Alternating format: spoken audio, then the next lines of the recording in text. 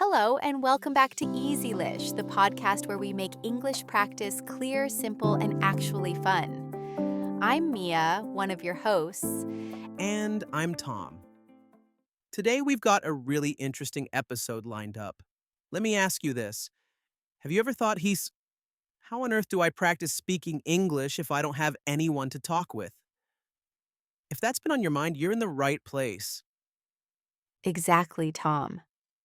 So many learners feel stuck without a partner. But here's the truth, it's not only possible to practice on your own, it might even be one of the most powerful ways to grow your speaking skills. So that's right. A lot of learners imagine they need a partner for every step of the journey. But here's a little secret. Countless fluent speakers, even professionals, spend time practicing solo before they ever step into a real conversation. Think about actors preparing for a play or news anchors before they go live. None of them just jump in cold. They rehearse, they talk to themselves, they refine their words out loud, long before anyone's watching. Exactly, and that's the heart of today's episode. We're going to walk you through practical, proven techniques for speaking English on your own. Things like thinking in English, shadowing conversations, recording yourself, and using tools and tech that make practice easier. So if you're ready to sound more natural, build your confidence, and stop waiting around for a partner, stay tuned. We've got plenty of tips you can start using today. Let's warm up by breaking down some common myths about solo English practice. Because before we can move into the how, we need to deal with the why not. Oh, this will be fun. Tom, have you noticed how often learners say, but practicing alone doesn't really work? Oh, yes, probably the number one objection I hear.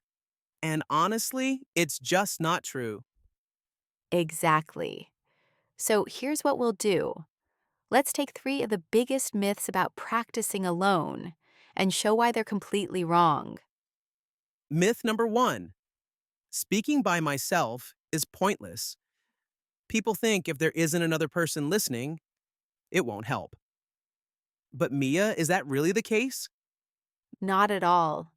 Speaking out loud, even to yourself, is how your brain starts getting comfortable forming sentences in real time.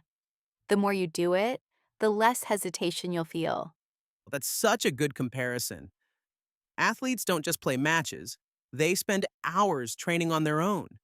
That solo time is what makes them stronger. Exactly. And the same is true with English. Speaking alone builds confidence, sharpens your pronunciation, and makes fluency easier over time. Which brings us to myth number two. You can only improve if you practice with a native speaker. Oh, I hear this constantly. And while it's great to practice with natives, it's definitely not the only way. In fact, many learners reach fluency without ever having daily chats with native speakers. Absolutely. And now, thanks to podcasts, videos, and even AI tools, you can hear native like pronunciation and practice with it anytime. Plus, let's be honest, native speakers don't always use perfect grammar themselves. What matters is progress, step by step, not waiting for some perfect practice partner. Well said. And then there's myth number three, talking to yourself is weird. This one always makes me smile because, honestly, I talk to myself all the time. Me too. And far from being weird, it's one of the most useful techniques you can try. Right. The truth is, most people feel shy at first. But if you never try, you never improve. And practicing out loud to yourself is the safest place to build that comfort. Exactly. Even professional speakers rehearse alone before they step onto a stage. So why shouldn't language learners do the same?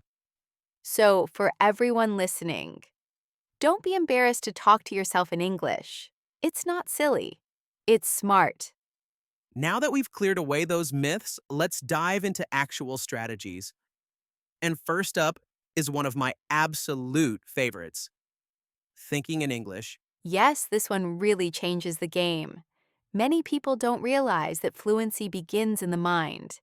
If you're constantly translating from your native language, you'll always feel that delay. Exactly. Translation adds an extra step and it makes conversation heavier and slower. But when you train yourself to think directly in English, words flow much more naturally, So the question is, how do you start? Because I know some listeners are thinking, that sounds hard. right? And the good news is you don't have to start with full paragraphs. Begin with the small stuff.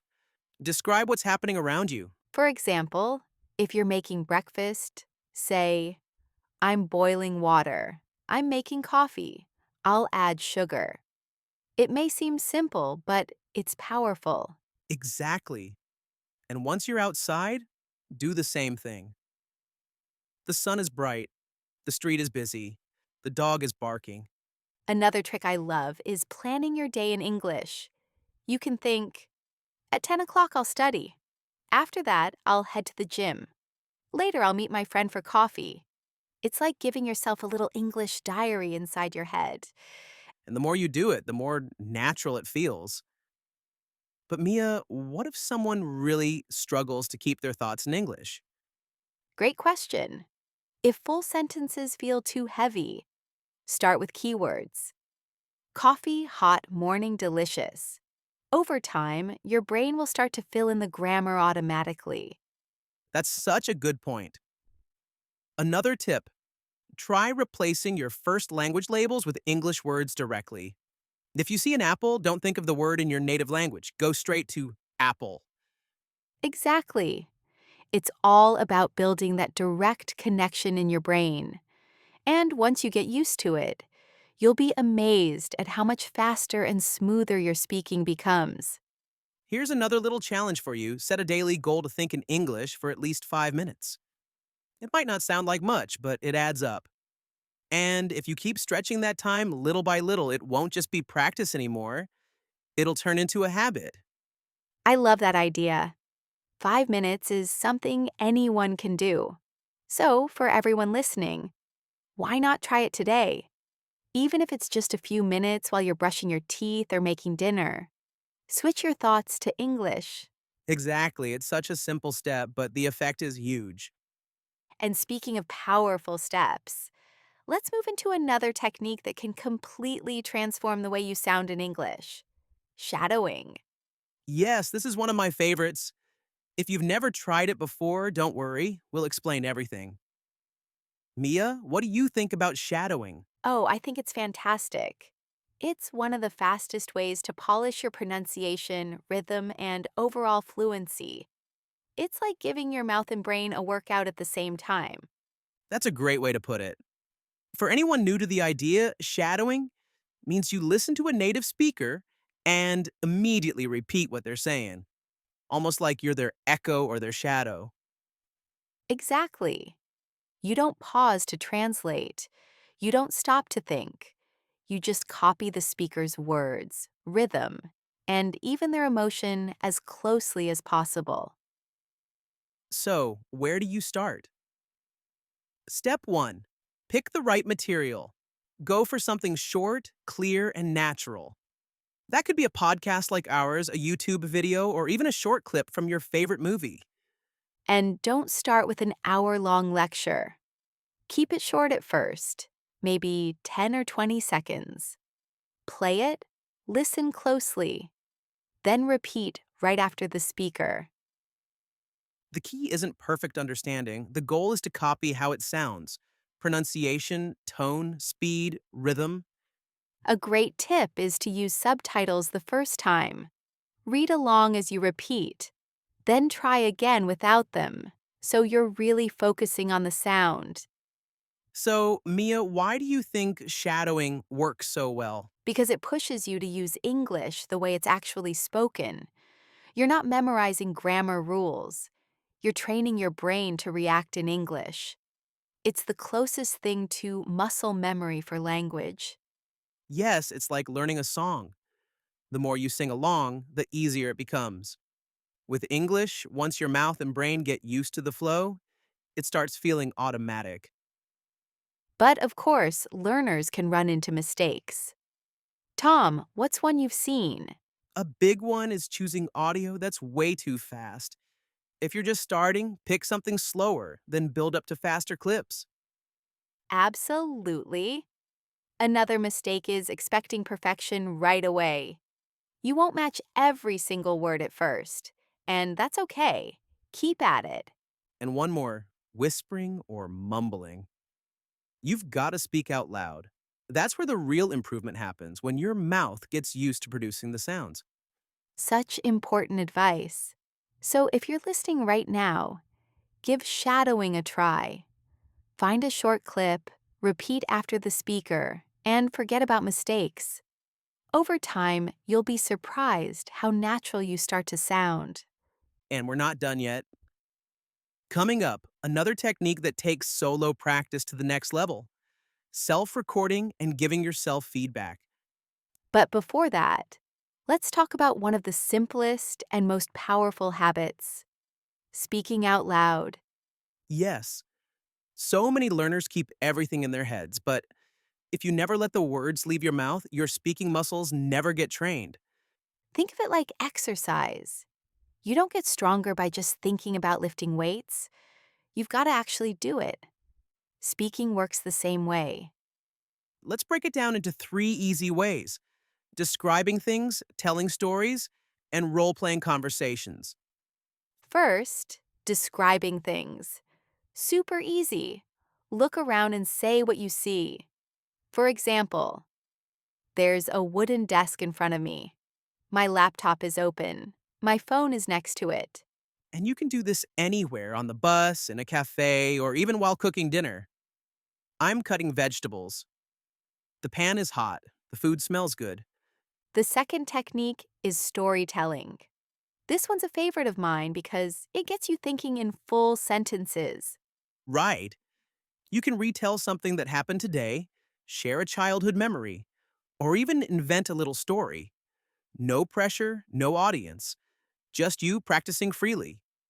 If you're not sure where to start, use simple prompts like, "Yesterday I went," or "One day I saw," and then keep building from there. And finally, role play. Pretend you're in a real situation. Order food at a restaurant. Introduce yourself in a job interview. Ask for directions. I've done this so many times. It feels silly at first, but it really works. And if you want to make it even more fun, change your voice or play both roles in the conversation. Exactly. It keeps things playful while giving you practical speaking practice. So here's the challenge for our listeners: start speaking out loud today. Describe your world, tell a story, or role play a scene. These small exercises add up and make a big difference. And next up, we'll dig into self recording and feedback, one of the most powerful ways to track your progress and hear yourself improve. Stick with us. All right, let's shift gears and talk about something modern and honestly pretty exciting: using AI and language apps to practice speaking. Mia, have you ever played around with these kinds of tools? Oh, yes, and I can't recommend them enough. These days, there are so many AI powered apps that let you practice anytime. You don't need a partner sitting across from you. You can just talk to an AI assistant and get feedback instantly. Exactly.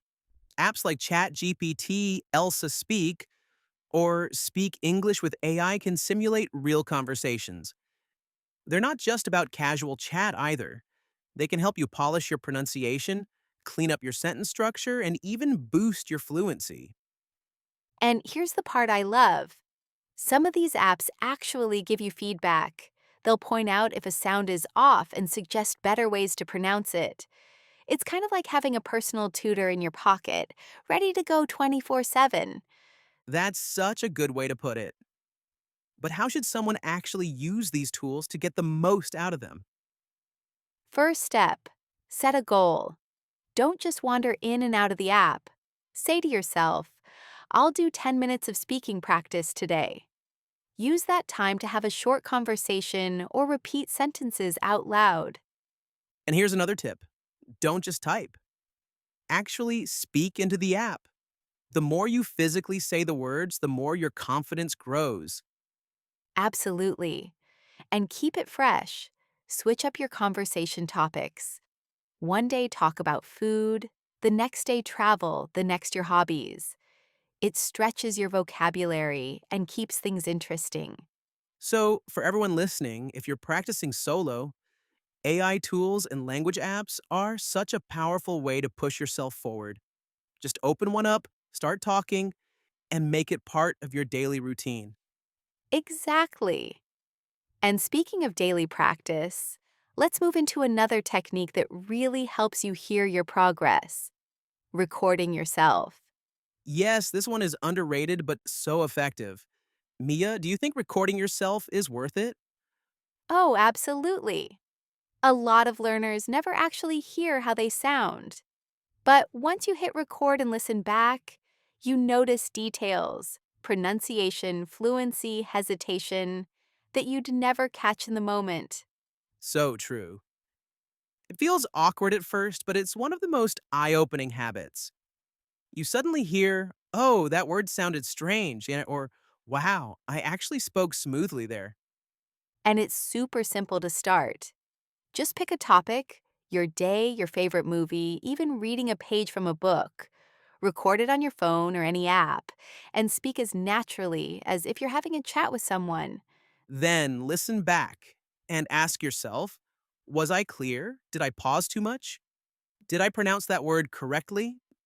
Those little observations are golden. And here's a pro tip: compare your recording with a native speaker. Play a podcast or video, listen to how they say it, and then try matching it in your next attempt. If you want to see fast progress, honestly, start recording yourself today. It's such a direct way to track your growth and build confidence. And now, we've arrived at the last section: our conclusion and key takeaways from today's episode. Wow, Mia, we've covered a lot. Let's do a quick recap for everyone. Sure, we started by busting myths. The idea that you can improve without a partner or that talking to yourself is weird. Totally false. Then we talked about thinking in English, which helps keep your brain in English mode. We also explored shadowing, where you mimic native speakers to sharpen rhythm and pronunciation. Right. And we added practical exercises like describing your surroundings, telling stories, and role playing conversations. Plus, we highlighted modern tools, AI apps, and recording yourself as ways to practice anytime and actually hear your own progress. Exactly. And before we sign off, Tom, let me ask you this: what's your best advice for someone who feels nervous about practicing alone? I'd say don't let fear stop you. Mistakes are part of the process. And when you're practicing solo, no one's watching, so you're completely free to experiment and grow. I couldn't agree more. Fluency isn't about perfection, it's about consistency. Even 5 minutes of daily practice makes a difference. And most importantly, make it fun. Enjoy the process. When you enjoy it, you stick with it. So, to everyone listening, start today. Speak out loud, use the techniques we've shared, and remember, you've got this. Thanks so much for spending time with us here on Easylish. Keep practicing, and we'll see you in the next episode.